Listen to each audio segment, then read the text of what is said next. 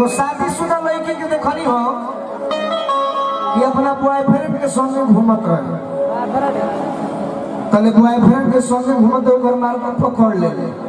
तो का कहले कि वही बाजार में ओकरा बॉयफ्रेंड के मार जूता लगले मारे। तो लड़की को हतिया कि राजा जी इसको जितना मन करे उतना मारिए। तो ये कहता है कि का है तो खुद देखिए घूमता नहीं है और दूसरों के बीवी के साथ घूम रहा है। लड़की पलट गई और कुछ देर बीतल तो बॉयफ्रेंड इनकर मर्दे के कुटे लगे। तो लड़की कहते के लवर जी इनका के जितना मन करे उतना कूटो। तो लड़की कहती है कि का है तो खुद तो घुमावेगा ना और तारा जब घुमा करी तो देखा हमरा के रोकता। लड़का पे विश्वास के जरूरी बा। हां लड़का ही मतलब लड़का पे विश्वास करके अपन जिंदगी बर्बाद कर दे।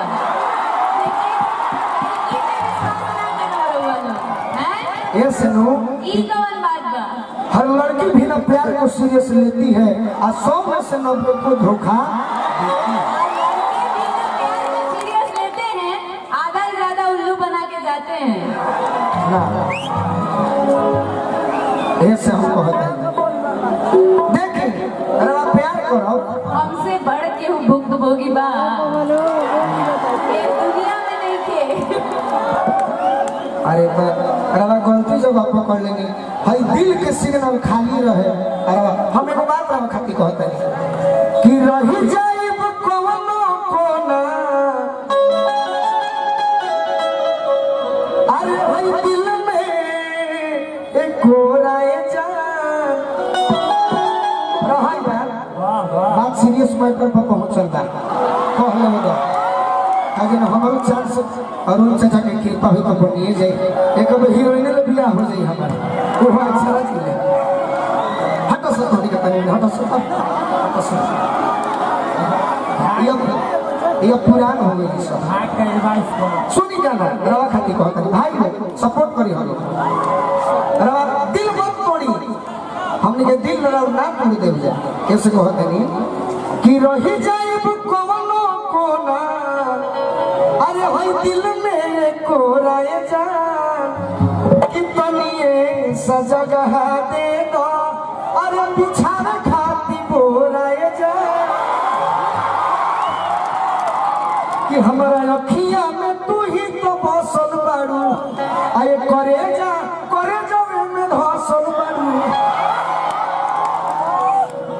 कि जिंदगी भवन के रह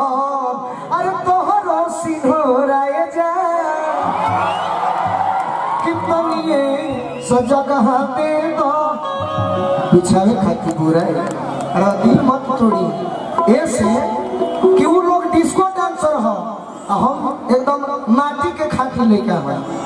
आ देहाती लड़का को बहु लड़की के धोखा देवे ना करेला कभी ना। आपको विश्वास नहीं है? अच्छा रवैया से हमारा से भड़कता नहीं हम जानो नहीं रवा का हमारा के समझता कि लड़का जानी बूझो हमके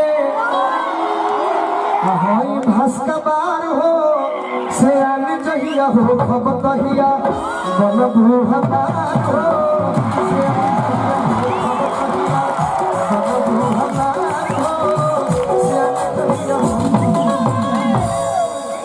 भाई गलती कहनी है लेकिन हम भगवान से कामना करो कि रवा यही करी रही जैसे कि हमारा सियान होखे में बहुत टाइम बा क्योंकि हम अभी बच्चे हैं। अक्षरा जी हम अभी बच्चे हैं लेकिन अब ईश्वर जाने हम बच्चे हैं कि नहीं बच्चे हैं। आप क्या जानते हैं हम बच्चे हैं? हम क्या जानेंगे वो लोग सबके हो जाना था लोग। लेकिन हम अक्षरा जी मैंने सच्चाई कहते नहीं मैंने दिल के बात हम झूठ बोलबे न करें। हम कलाकार के नाते बड़ा होके चाहे छोटा होके और के मैंने हिंदी फिल्म हम देखबे न करिला डांस होके चाहे कोनो गाना होके मन हम और के अपन फैन मान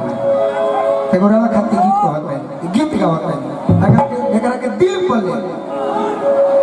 एकरा के दिल पर ले लड़का कहता कोई समझ बजे हो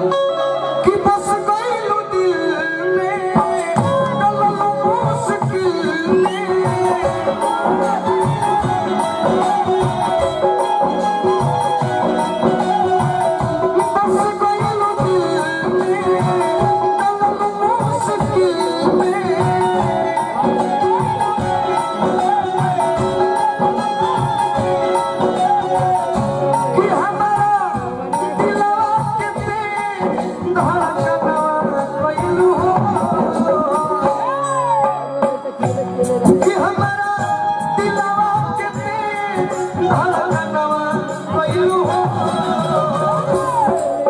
लड़का कहता रहो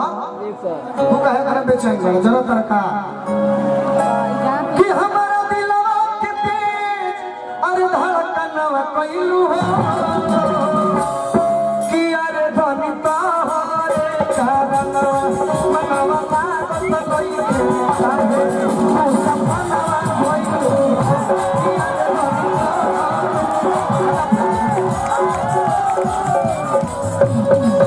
देखिए है कि लाइट लगी रहनी चाहिए